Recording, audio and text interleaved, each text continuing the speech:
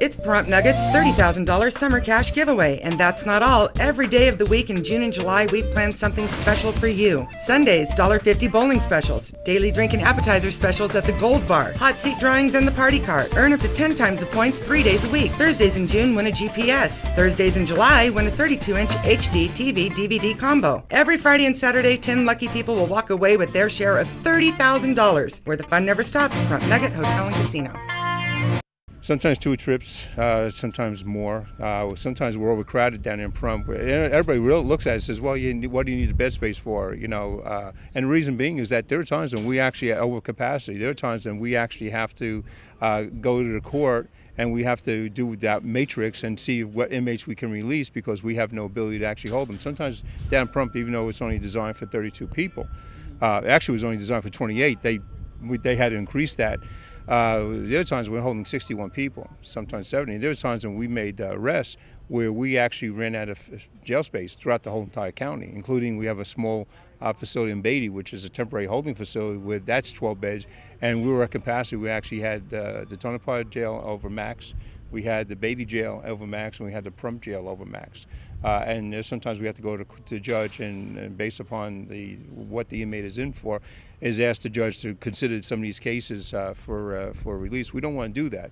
If the people belong in jail, they belong in jail. But the judges, once we reclassify them, has been obliging us because they understand the problem with that overcrowding causes deputy safety and causes some issues with the inmates as well, inmate safety, and we're responsible for everyone in the jails.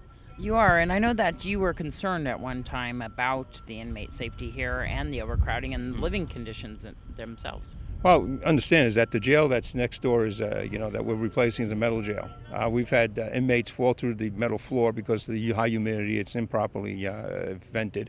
There's nothing they can do about it. Unfortunately, the way the jail was, it was a jail that the county bought from Aurora, Colorado, when the jail was condemned there, and they bought this as a temporary fix with the plans of building a jail back in the 1980s, and that's never occurred.